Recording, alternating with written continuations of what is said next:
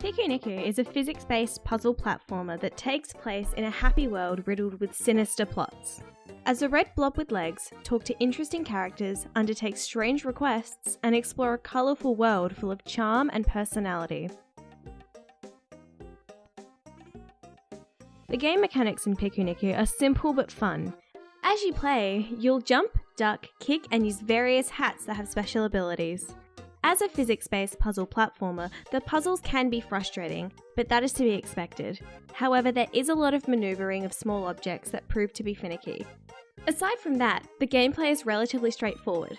The hats provide an extra level of depth, allowing for more puzzle variety that keeps the game fresh until the very end.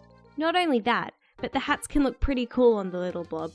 Aside from the arms, they're just terrifying. As a puzzle platformer, any frame rate dips or glitches could have greatly diminished the experience, but don't fret, Pikuniku runs flawlessly, playing as smooth as you would hope it to. There are a few mini-games scattered throughout the world, such as an NES in a house that upon finding the cartridge, you can play a small micro-game called PP that involves you bouncing a ball on your head. There is also a basketball minigame called Bass Kick that you can come back to in the co-op menu. The co-op feature has 9 levels that require you and another to solve together, working as a team to solve puzzles and help each other out. Whilst these challenges can become frustrating, they're a great addition to an otherwise short game. We only wish there were perhaps a few more levels or a bit more to the adventure mode. At the end of each chapter, you'll have boss fights that take fun and creative twists to the regular formula. However, they do not pose a challenge, to the point of being dull. The only difficult moments in the game are optional platforming challenges that must be found off the beaten path. Pikuniku doesn't pose much of a challenge, and it's a very short game. There are a few creative puzzles, but nothing special. The boss battles and even the finale are surprisingly easy and slow-paced, much to the disappointment of any seasoned gamer.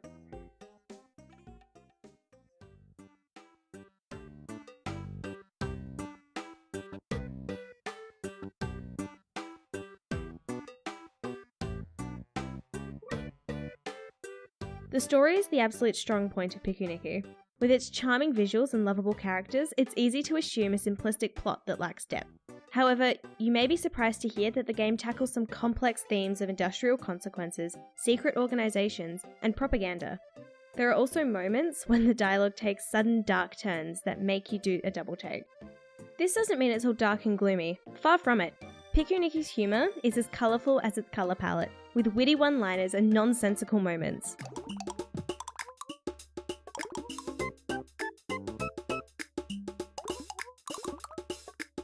It certainly has a dry humour that relies a lot on randomness and comedic timing, but Pikuniku executes this perfectly.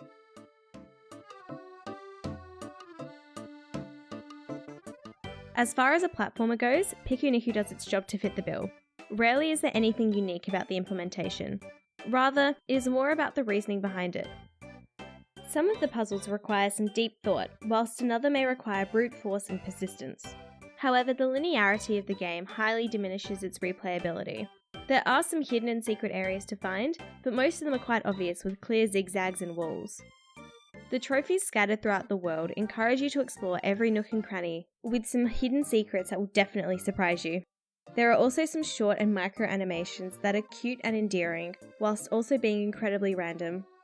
The only downside to these animations is that you cannot keep track of how many there are and how many you found, nor can you rewatch them, which is a bit disappointing for completionists. Despite the game's linear nature, the hats you collect allow you to backtrack and reveal more of what a previous area had to offer.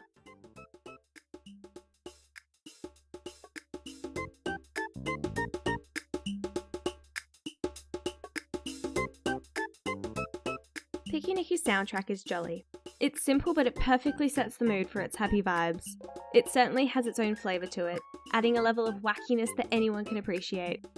Whoever was in charge of the soundtrack certainly took some creative liberty in its use of instruments, using sound effects like suction cups to play the melody and pots and pans for the percussion.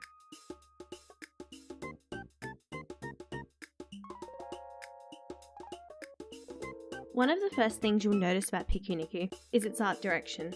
With the use of bright colours and no complex textures, it almost resembles a children's picture book, quite like the Mr. Men series. This vibrant yet simplistic approach makes the world pop and is pleasant throughout the entire game. The only downside to this approach is that it can sometimes be difficult to determine whether some surfaces are platforms or whether they're a part of the background. Despite its colourful tone, Pikuniku frequently reminds you of its mature themes with propaganda posters in towns and villages. Its presentation takes a similar approach to the Earthbound series, with bright and colourful aesthetics along with seemingly random humour that masks its more sinister and complex themes.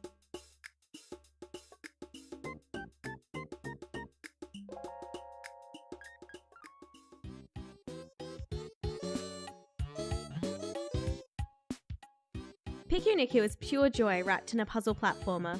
It's aimed at kids and adults alike. Whilst the plot can be surprisingly deep by tackling controversial issues, the gameplay tends to be aimed at a more younger audience, lacking any depth and complexity. The story and characters are certainly its best qualities, and its dialogue and dry humour are well written, sure to leave you with a wide smile across your face. And in the end, isn't that why we play video games?